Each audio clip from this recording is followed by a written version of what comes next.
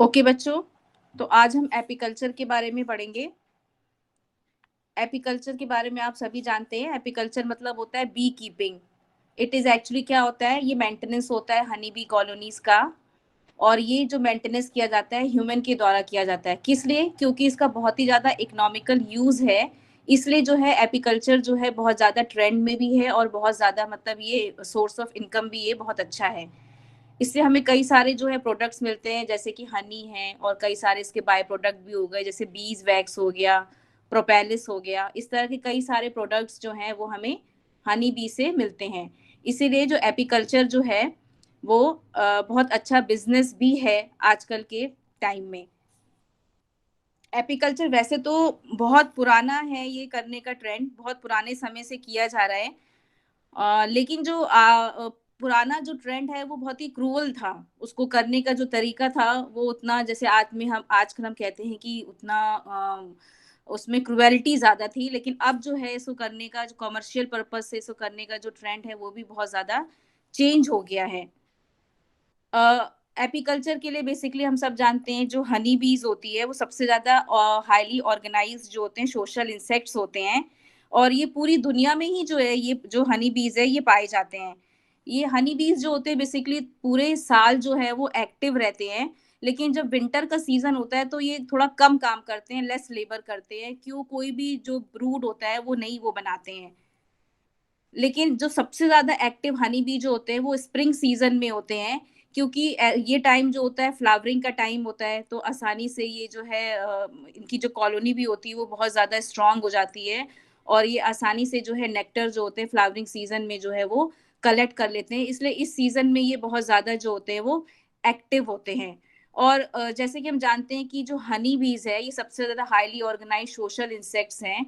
और इनमें division of labour भी जो है वो भी जो है सबसे ज़्यादा देखा गया है। हनी बी बेसिकली हनी जो होती है वो किस किस फाइलम में आते हैं? आर्थ्रोपोडा में आते हैं। क्लास इनकी इंसेक्टा है, ऑर्डर इसका हिम्नोप्टेरा है और फैमिली जो है इसकी एपाइडी है। और जीनस इसका एपिस है। और इसकी स्पीशीज भी जो है वो कई सारी जो होती हैं वो पाई जाती हैं। जो एपीकल्चर की जो हिस्ट्री है वो कम से कम 13,000 बीसी पुरानी है। क्योंकि इसका जो मेडिसिनल इम्पोर्टेंस जो होती है हनी बी की जो है मेंशन की गई है। और ये अगर इसकी हिस्ट्री हम देखें तो कुरान जो है, कुरान की सूरह नाहिल चैप्टर 16 वर्स नंबर 68 और 69 में जो है इसका मेडिसिनल इम्पोर्टेंस जो है वो जो है मेंशन किया गया है। जो यूज होता है हनी बी का वो भी जो मेंशन रिलीजियस स्क्रिप्चर्स में भी उसको मेंशन किया गया है। जैसे कि हमारे जो वेदास हैं, पुराण्स हैं, जो रामायण है, महाभारत है, उनमें भी जो है हनी का जो है जो हनी का जो इम्पोर्टेंस है उसको जो है वो दर्शाया गया है, उसको मेंशन किया गया है। अगर मैं हनी बी की बात करते हैं तो जो हनी बी होती है उसमें मैंने जैसे आपको बताया कि डिवीजन ऑफ लेबर जो है वो सबसे ज्यादा देखने को मिलता है। जो वर्कर्स होते हैं वो क्या करते हैं, इनमें डिवीजन ऑफ लेबर है तो कई सारे इसमें वर्कर होते हैं, ड्रोन्स होते हैं। और 3 कास्ट होते हैं, वर्कर, ड्रोन्स और हनी बी। जो वर्कर्स होते हैं वो कम्युनिकेट करते हैं इंफॉर्मेशन को। क्या इंफॉर्मेशन कम्युनिकेट करते हैं कि कहाँ पे जो है फूड सोर्स है, कहाँ पे फूड जो है वो उनको मिलेगा। और ये फूड सोर्स को कैसे, और इनका कम्युनिकेशन का तरीका क्या होता है? Through vagal dance. Vagal dance के द्वारा ही ये कम्युनिकेट करते हैं अपने दूसरे साथी को कि यहाँ पे जो है फूड सोर्स जो है वो अवेलेबल है। इस फिनोमिना को बोलते हैं लैंग्वेज ऑफ द बीज। ये बीज की एक्चुअली में लैंग्वेज होती है। इस फिनोमिना को हम बोलते हैं लैंग्वेज ऑफ द बीज। और ये लैंग्वेज ऑफ द बीज जो टर्म्स है, एक एमिनेंट बायोलॉजिस्ट थे, उन्होंने इस टर्म को दिया था। और बायोलॉजिस्ट का नाम था कार्ल वॉन फ्रिश। इन्होंने इस टर्म को दिया था the language of the bees. According to इन्होंने एक फॉर्मूला दिया था। अकॉर्डिंग टू दिस साइंटिस्ट जो रेट ऑफ डांस है वो डायरेक्टली प्रोपोर्शनल होता है डिस्टेंस ऑफ फूड। मतलब फूड कितने डिस्टेंस पे है उसके प्रोपोर्शनल होता है उनका जो रेट ऑफ डांस होता है। अब हनी बी की हम बात करें तो हनी बी जो होता है उसकी कई सारी स्पीशीज जो होती हैं वो पूरे वर्ल्ड में पाई जाती हैं। बेसिकली 4 इंपॉर्टेंट स्पीशीज है जो रिपोर्ट की गई है। सबसे पहली स्पीशीज जो है आपको स्क्रीन पे दिखाई दे रही होगी, सबसे पहली स्पीशीज है एपिस डॉर्सेटा। इसको हम कॉमन नेम इसका रॉक बी भी है। और ये सबसे बड़ी जो होती है हनी बी होती है, क्योंकि इसका साइज जो होता है वो बहुत ज्यादा बड़ा होता है। लेकिन ये कॉमर्शियल पर्पस से यूज नहीं की जाती, क्योंकि इनका नेचर जो होता है ना वो बहुत ज्यादा फिरोशियस होता है। तो हम इसको, जो डोसाइल नेचर नहीं होता है, तो हम इसको इजिली जो होते हैं डोमेस्टिकेट नहीं कर सकते हैं। इसलिए इसको जो है कॉमर्शियल पर्पस से हम यूज नहीं कर पाते हैं, क्योंकि ये बहुत बड़ा, चूंकि बहुत बड़ा लार्ज कोम भी बनाती है और बहुत ज्यादा हनी का प्रोडक्शन भी करती है लार्ज क्वांटिटी में, लेकिन फिर भी क्योंकि इसका नेचर जो होता है वो डोसाइल नहीं होता, तो हम इसको डोमेस्टिकेट नहीं कर पाते हैं। इसलिए इसका कॉमर्शियल जो है उतना यूज नहीं हो पाता है। तो इन 4 स्पीशीज में ये सबसे बड़े साइज की जो होती है वो हनी बी होती है। इसलिए इसका जो नाम है, इसको जायंट हनी बी भी बोलते हैं। और कई कई जगह पे जो इसका नाम है, सारंग भी बोलते हैं इसको, बम्बारा भी बोलते हैं, इस नाम से भी जो होता है इसको बुलाया जाता है। जो एक सिंगल कोम होता है, जो ये हनी बी के द्वारा बनाया बनाया हुआ होता है, वो कम से कम 60 पाउंड ऑफ हनी जो होती है वो ईल्ड करती है। इतने मात्रा में हनी को ये ईल्ड करती है, लेकिन फिर भी हम इसको कमर्शियल पर्पस में यूज नहीं कर पाते हैं। जो इसमें वर्कर होते हैं वो बहुत ज्यादा स्मार्ट होते हैं, एक्टिव होते हैं। और ये कम से कम 12,000 फ्लावर को, यानी कि 12,000 फ्लावर्स को डेली जो होते हैं वो पॉलिनेट करते हैं। बट इनका नेचर जो होता है वो फेरोशियस होता है, इरिटेबल होता है। सो इसलिए हम इसको जो है डोमेस्टिकेट नहीं कर पाते हैं, और बी कीपिंग इंडस्ट्री में जो है इसका यूज भी हम नहीं कर पाते हैं।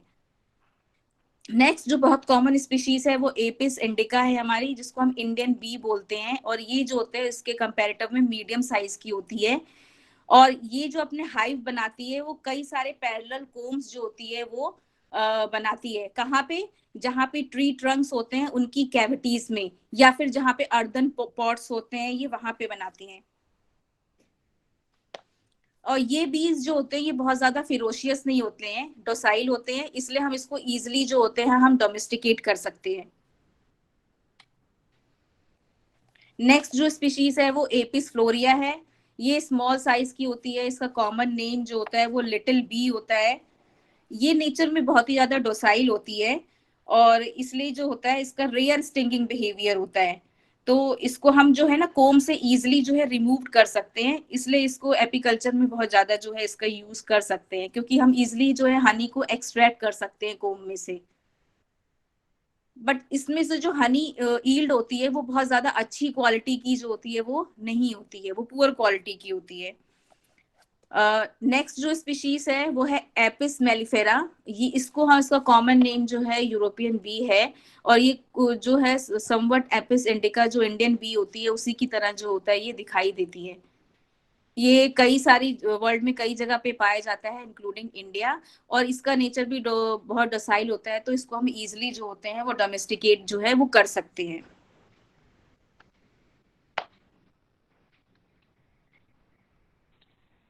नाउ अब हम पढ़ेंगे कि क्या सोशल ऑर्गेनाइजेशंस होता है हनी बी का। मतलब हनी बी को according to division of labour जो होता है, इनको जो है इनके काम को असाइन किया जाता है। तो हनी बी में मेनली जो होते हैं 3 कास्ट होते हैं, जैसे आप सब लोग जानते हैं, क्वीन होती है, वर्कर होते हैं और ड्रोन होते हैं। जो क्वीन, ड्रोन और वर्कर, जो क्वीन होती है वो क्या करती है, वो आफ्टर फर्टिलाइजेशन वो एग्स जो वो ले करती है, वो दोनों तरह के एग्स जो है वो ले करती है। बोथ फर्टिलाइज्ड और अनफर्टिलाइज्ड एग, दोनों ही प्रकार के अंडे जो है वो देती है, बोथ फर्टिलाइज्ड और अनफर्टिलाइज्ड एग।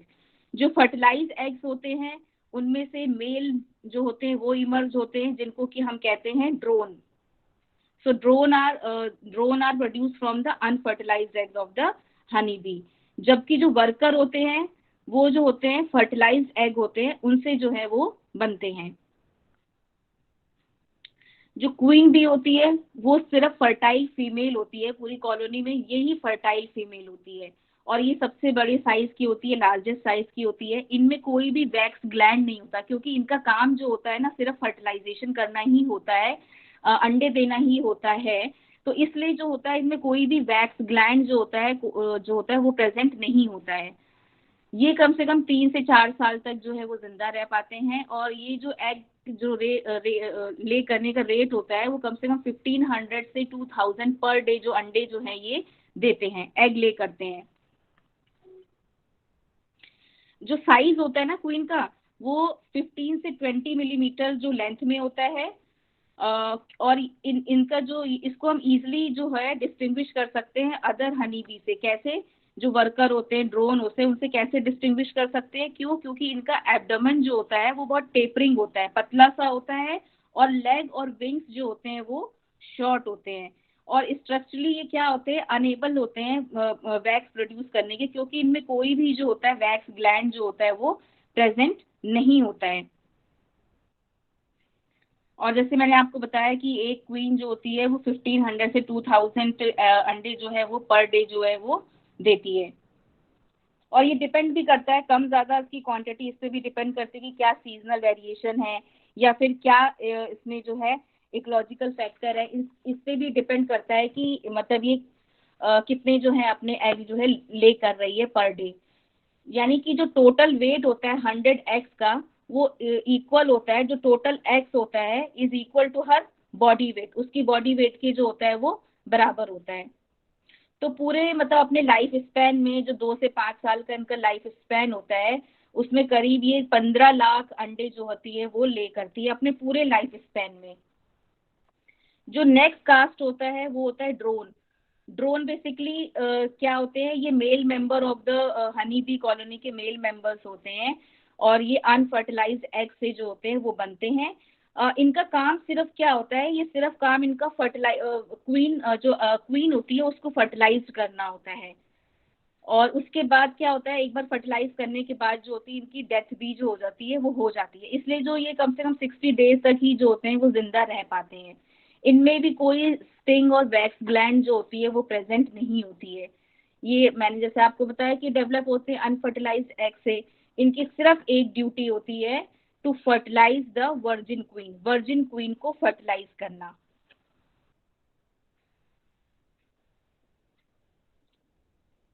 जो ड्रोन्स होते हैं ना वो बिल्कुल टोटली डिपेंड होते हैं वर्कर्स पे।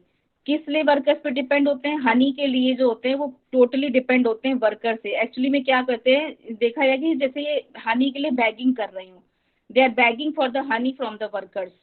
सो इनकी सोल ड्यूटी, क्योंकि क्या होती है, सोल ड्यूटी इसकी यही होती है कि is to fertilise the virgin queen. और at the time of swarming में क्या करते हैं, ड्रोन जो होते हैं फॉलोज द क्वीन, कॉपुलेट करते हैं। कॉपुलेशन के बाद ही जो होते हैं, जैसे ही कॉपुलेट करते हैं फर्टिलाइज कर देते हैं, ये नीचे गिर जाते हैं, और उसके बाद इनकी जो होती है डेथ हो जाती है। जो तीसरा कास्ट है जो पूरे उस हनी बी के उसमें डिवीजन ऑफ लेबर में सबसे ज्यादा इंपॉर्टेंट है और जो सबसे ज्यादा काम करने वाले होते हैं वो होते हैं वर्कर बी। वर्कर बी भी जो होते हैं हर एक का जो होता है अलग अलग काम जो होता है असाइन होता है। किसी की इनसाइड ड्यूटी होती है हनी कोम के अंदर, किसी की आउटसाइड ड्यूटी जो होती है वो होती है। जो वर्कर होते हैं वो सबसे स्मॉलेस्ट होते हैं इन तीनों कास्ट में से। और इनका जो फंक्शन भी होता है ना, like queen they also produce the they are also produce from the fertilised egg. ये भी फर्टिलाइज्ड एग की तरह ही, जैसे क्वीन जो फर्टिलाइज एग से बनती है, ये भी फर्टिलाइज एग से ही जो होते हैं वो बनते हैं। और जिस चैम्बर में ये वर्कर रहते हैं उस चैम्बर को हम बोलते हैं वर्कर सेल्स। ये अंडे से और पूरे एडल्ट तक बनने में जो इनको दिन लगता है, जितने दिन का समय लगता है वो होता है 21 डेज। मतलब it takes 21 days day in the develop from the egg to the adult in तो टोटल लाइफ स्पैन में। अपने डेवलपमेंट जो एग का होता है एडल्ट तक बनने के लिए, वो टोटल लाइफ स्पैन वर्कर का जो होता है वो 6 वीक्स का होता है। और बेसिकली वर्कर को हम जो है ना एट्रोफिट फीमेल भी कहते हैं। क्यों? क्योंकि सेक्रीफाइस करते हैं अपने आप को, पूरी कॉलोनी की वेलबींग के लिए अपने आप को ये सेक्रीफाइस कर देते हैं। ये जो टोटल इंडोर और आउटडोर ड्यूटीज होती है कॉलोनी की, वो इन्हीं वर्कर के द्वारा ही जो है वो परफॉर्म की जाती है। इसीलिए इनकी ड्यूटीज के हिसाब से ही इस इनमें कुछ स्पेशल जो होते हैं स्ट्रक्चर, या हम कहें कि ऑर्गन जो होते हैं वो भी प्रेजेंट होते हैं अकॉर्डिंग टू देयर वर्क। सब और वो स्ट्रक्चर क्या होते हैं, सबसे पहला होता है कि इनमें जो होता है लॉन्ग प्रोबोसिस प्रेजेंट होता है। लॉन्ग प्रोबोसिस का क्या फंक्शन होता है, जो नेक्टर में से ये सक करने का काम आते हैं। नेक्टर में से जो वो रस होता है उसको ये सक करते हैं। So long proboscis is use for sucking the nectar. इसके अलावा इनकी स्ट्रॉन्ग विंग्स होती है। स्ट्रॉन्ग विंग्स जो होती है वो फैनिंग के पर्पज से जो होती है वो यूज में आती है। इसके अलावा पॉलन बास्केट जो होते हैं वो भी प्रेजेंट होते हैं। पॉलन बास्केट का काम होता है कलेक्शन ऑफ पॉलन, पॉलन का कलेक्शन करना। पावरफुल स्टिंग होती है to defend the colony against any attack. Wings इतनी, इनकी स्टिंग इतनी पावरफुल होती है ताकि इनको प्रेडेटर से जो है इनकी जो है वो रक्षा कर सके। इसके अलावा वैक्स ग्लैंड भी प्रेजेंट होते हैं, जिससे ये वैक्स का सिक्रीशन होता है, जिससे कि ये कोम बनाने में जो होता है वो उसको हेल्प करता है। तो इसलिए जो वर्कर्स होते हैं, it is involve in all the outdoor duties. Outdoor duties में इनका काम क्या होता है? नेक्टर को कलेक्ट करना,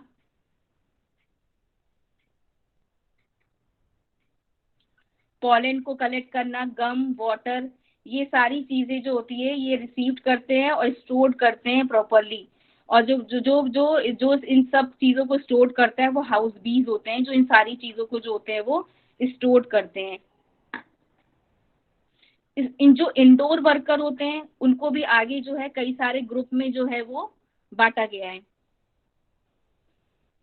तो इंडोर वर्कर का सबसे पहला जो ग्रुप है वो है नर्सरी बी। नर्सरी बी का काम क्या होता है? ये क्या करते हैं, नर्सरी बी जो होते हैं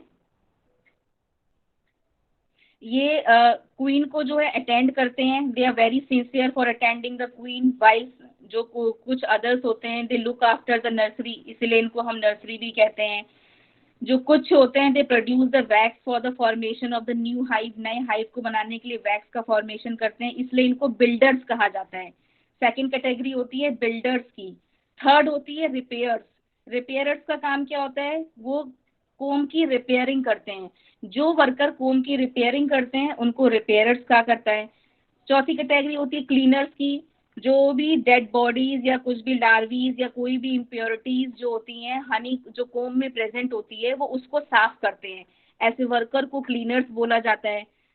जो हाइव की फैनिंग करते हैं ये फंक्शन परफॉर्म करते हैं by through their wings. The fanning of the hive perform by the wings of the honey bee, तो ऐसे को हम बोलते हैं फैनर्स।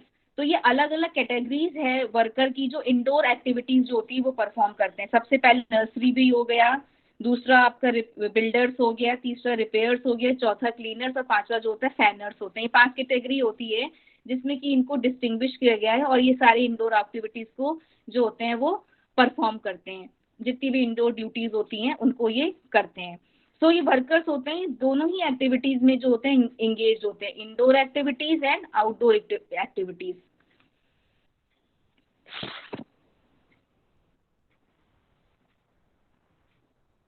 नाउ अब हम बात करेंगे लाइफ साइकिल की। तो 7 डेज ओल्ड वर्जिन जो होती है, मान लीजिए क्वीन जो है अगर बहुत ज्यादा ओवर क्राउडिंग हो जाती है तो जो क्वीन होती है वो हाइव को छोड़ देती है। जब वो छोड़ देती है तो जो बचे हुए उसमें से वर्कर होते हैं उनमें से ही कोई एक जो होती है उसको वो वर्कर उसको एक एक जो है बी को फर्टाइल करता है। और जो 7 डे फर्टाइल करने के बाद उसको जो है रॉयल जेली जो होती है वो फीड कराई जाती है, क्योंकि जो क्वीन होती है बेसिकली वो एक स्पेशल टाइप का फूड जो होती है वो लेती है जिसको हम रॉयल जेली कहते हैं। उस रॉयल जेली को फीड करती है और फीड करने के बाद ही 7 डेज जो ओल्ड वर्जिन होती है वो क्या करती है, हाइव से बाहर आ जाती है। और ड्रोन ड्रोन का क्योंकि काम होता है फर्टाइल करना फीमेल फीमेल को, तो ड्रोन जो होता है आफ्टर हाइव से बाहर आने के बाद ड्रोन जो होता है आफ्टर मेटिंग जो होता है, मेटिंग में ये जो करते हैं उस मेटिंग को हम बोलते हैं न्यूपिशियल या फिर मैरिज फ्लाइट। मैरिज फ्लाइट ऐसी जो मेटिंग बाहर पॉपुलेट करते हैं ऐसी प्रोसेस को बोलते हैं marriage flight. So only one drone mate with the queen, और उसके बाद वो क्वीन क्या करती है वो उसके ये स्टोर कर लेती है स्पर्म्स को। कहाँ से? स्पर्मेटोफोर, जो उसके स्पर्म थीका से स्पर्मेटोफोर होते हैं उसमें से स्पर्म्स को जो करती है वो स्टोर कर लेती है क्वीन। मेटिंग के बाद क्या होता है, जब वाइल्ड फ्लाइंग के दौरान ही मेटिंग होती है तो आफ्टर मेटिंग जो होता है ड्रोन जो होता है वो डाई कर जाता है और क्वीन जो होती है अपने हाइव में जो होती है वो रिटर्न कर जाती है। तो queen has a ability to control the release of the sperms from her spermatheca, जिसको कि हम बोलते हैं स्पर्म स्टोर। उसमें ये एबिलिटी होती है कि वो उसको स्टोर कर सके फिर उसको जो है वो रिलीज कर सके। तो एक प्रोसेस होता है जिसको हम बोलते हैं स्वार्मिंग, जो मैंने अभी आपको बताया। तो प्रोसेस ऑफ स्वार्मिंग एक्चुअली में होता क्या है? The process of leaving of the colony by the queen queen के द्वारा कॉलोनी को छोड़ देने के प्रोसेस को स्वार्मिंग कहते हैं। इट हैपेंस कब, ये प्रोसेस कब होता है? It basically happen in the season of summer, जब plenty of food is available और जो हाइव होता है वो ओवर क्राउडेड हो जाता है बीज से। तो क्वीन जो होती है बी हाइव को जो होती है वो लीव कर देती है फोरनून में, एट द टाइम ऑफ फोरनून में, और कुछ अपने ओल्ड ड्रोन्स के साथ और वर्कर के साथ वो हाइव को जो होती है वो लीव करके एक नई कॉलोनी जो होती है, नया हाइव जो होती है वो बना लेती है किसी नए प्लेस में जाके। तो ओल्ड हाइव में क्या होता है, एक वर्कर होता है जिसको कि रॉयल जेली मैंने अभी आपको बताया दिया जाता है, और वो कन्वर्ट किया जाता है उसको new queen of the colony में। दिस जो न्यू इम्प्रेस होती है कॉलोनी की, ये किसी भी ये टॉलरेट ही नहीं कर पाती कि कोई उसके आगे कोई सक्सेसर भी हो, क्योंकि ये नेचुरल लॉ होता है हाइव का। So she order to kill the other sister if any in the hive, अगर कोई भी हाइव में उसका सिस्टर है तो उसको वो ऑर्डर देती है किल करने के लिए। तो that process will be known as swarming. Now swarming के बाद एक प्रोसेस और आता है जिसको हम बोलते हैं सुपर सीडर। सुपर सीडर क्या होता है, जब एग लेइंग कैपेसिटी जो ओल्ड क्वीन की होती है वो क्या हो जाए, किसी भी वजह से वो लॉस्ट हो जाए या फिर वो सडनली डाई कर जाए, तो कोई न्यू या यंग विग्रस क्वीन जो होती है उसकी पोजीशन को, उसकी जो पोजीशन होती है क्वीन की वो ले लेती है और ओल्ड क्वीन की जगह पे उस पोजीशन को ले लेती है। तो ऐसे प्रोसेस को हम बोलते हैं सुपर सीडर। एक टर्म होता है एब्सकॉन्डिंग, भी एक टर्म होता है। एब्सकॉन्डिंग क्या होता है, या माइग्रेशन हो जाए पूरी कंप्लीट कॉलोनी का फॉर वन प्लेस से one place to another place. कोई भी ऐसी कंडीशन हो, अनफेवरेबल कंडीशन हो, या फिर डिस्ट्रक्शन हो जाए कोम का टर्माइट्स के द्वारा, या स्कैरसिटी हो जाए नेक्टर की, नेक्टर की जो फ्लावर जो फ्लावर प्रोड्यूस करते हैं नेक्टर, उनकी स्कैरसिटी हो जाए हाइव के अराउंड। ऐसे फिनोमिना को हम बोलते हैं absconding. It is somewhat different from the swarming. ये स्वार्मिंग से अलग प्रोसेस है एब्सकॉन्डिंग। एब्सकॉन्डिंग मतलब होता है कि कोई ऐसी कंडीशन हुई जिसके द्वारा पूरी की पूरी कॉलोनी ही जो है वो एक जगह से दूसरी जगह जो है वो अपनी प्लेस को चेंज कर दे रही है, चली जा रही है। मैरिज फ्लाइट मैंने अभी आपको बताया कि 7 डे ओल्ड वर्जिन क्वीन होती है, वो अपने हाइव से बाहर आती है और ड्रोन से मीटिंग करती है। ऐसे प्रोसेस को मैरिज फ्लाइट बोलते हैं। Now this is all about the honey और हनी बी और उसकी लाइफ साइकिल के बारे में है।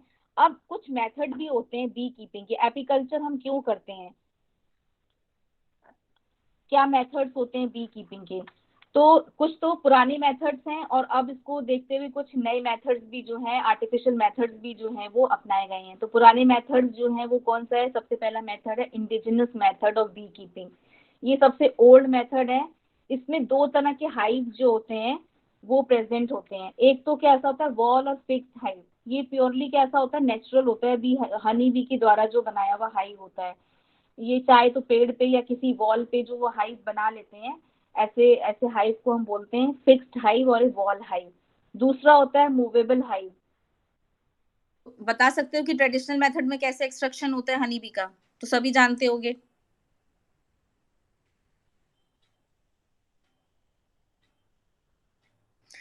आग जला के, बर्निंग ऑफ फायर, हम जो है जहाँ पे भी हाइव होता है वहां पे आग जला देते हैं।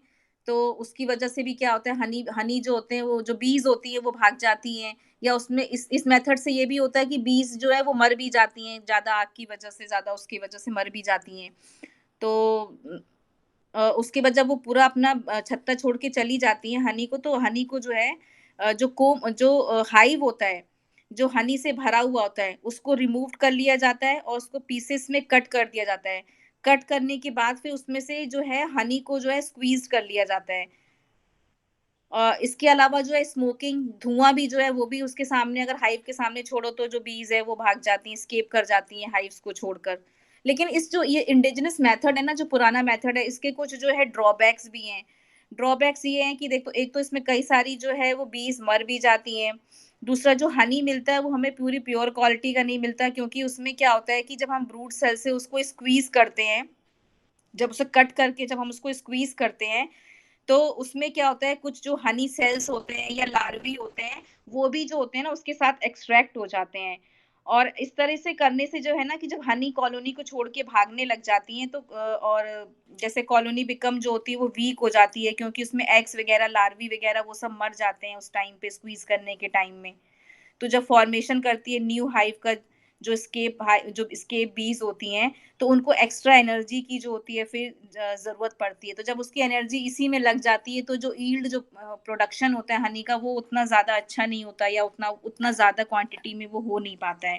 क्योंकि उनकी एक्टिविटीज़ जो होती है, सारी एनर्जी जो होती है इसी चीज़ में जो है उनकी वो लग जाती है।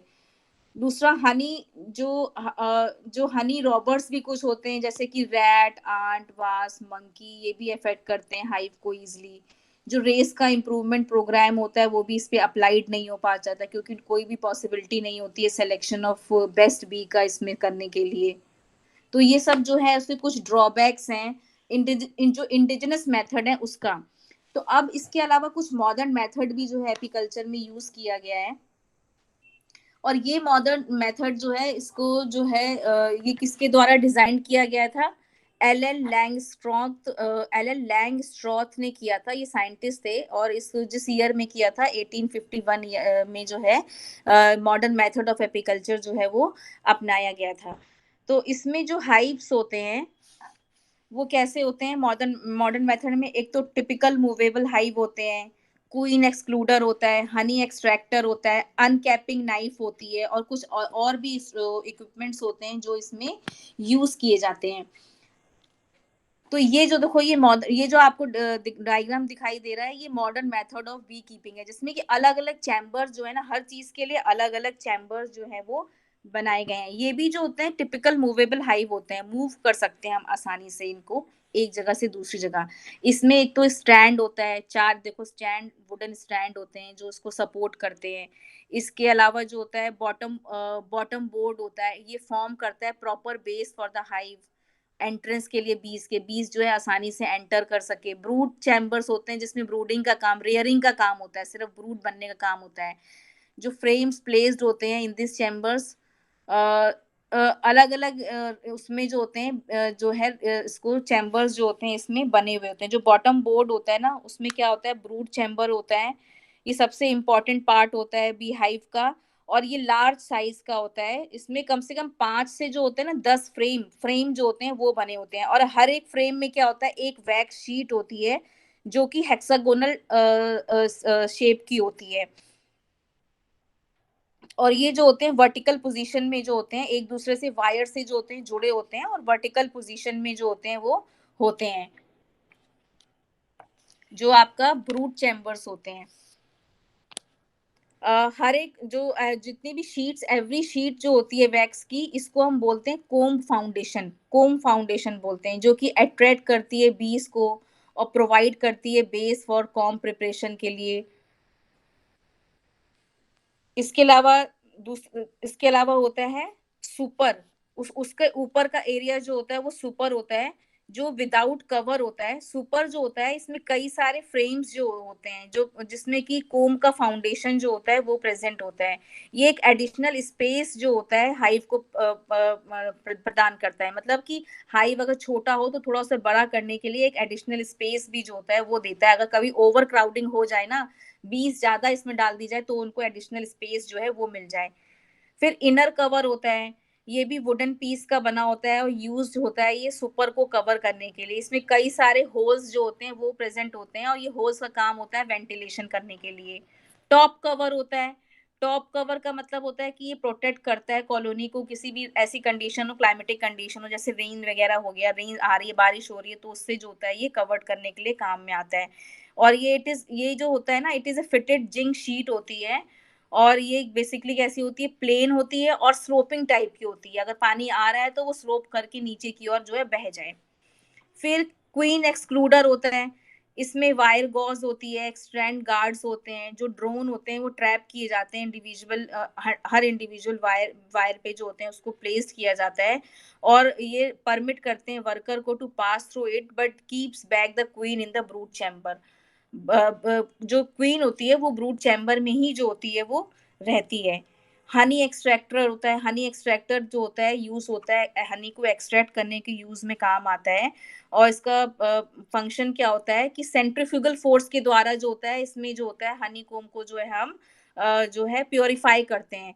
तो सेंट्रीफ्यूगल अगर सेंट्रीफ्यूज कर दिया जाए किसी को तो क्या होता है कि प्योर प्योर फॉर्म जो होता है वो ऊपर आ जाता है और जितनी भी इम्प्योरिटीज होती है वो नीचे की ओर सेटल हो जाते हैं। तो इससे हमें कोई भी जो लार्वी और ये सब चीजें जो हम बताते हैं कि इंडिजिनस मेथड में होता है कि इम्प्योर फॉर्म मिल जाता है, हमें प्योर नहीं मिल पाता। इसमें हमें जो होता है प्योर फॉर्म मिल जाता है। क्यों? क्योंकि सेंट्रीफ्यूगल फोर्स की सेंट्रीफ्यूज इसमें हम करते हैं। सेंट्रीफ्यूल डिवाइस होती है इसमें प्रेजेंट, जिससे कि हनी जो होता है वो प्योर फॉर्म में हमें मिले और जितनी भी इम्प्योरिटीज होती हैं वो सेटल डाउन हो जाती है। अनकैपिंग नाइफ होती है। अनकैपिंग नाइफ में क्या होता है जितने भी कोम्स होते हैं वो फिल्ड होते हैं हनी से और उनको सील्ड किया जाता है और या कैप किया जाता है वैक्स के द्वारा। तो जब इसको हम जो कैप कोम्ब होती है जब इसको हमें जब हनी को एक्सट्रैक्ट करना होता है तो इसको अनकैपिंग जो नाइफ की सहायता से जो सील्ड वैक्स होती है उसको हटाते हैं और फिर हम इसको हीट करते हैं और फिर उसके बाद जो हनी हनी को जो होता है वो एक्सट्रैक्ट कर लेते हैं। इसके अलावा कुछ अदर इंस्ट्रूमेंट्स भी होते हैं जो लोकली अवेलेबल होते हैं, उसका भी हम जो है वो यूज करते हैं। तो ये तो कुछ ऐसा मतलब मॉडर्न मेथड मूवेबल बनाया गया है जिससे कि हनी जो है आसानी से एक्सट्रैक्ट किया जाए और हनी और हम एपिकल्चर जो बी कीपिंग है वो भी बहुत आसानी से इस मेथड के द्वारा जो है वो हम कर सकते हैं।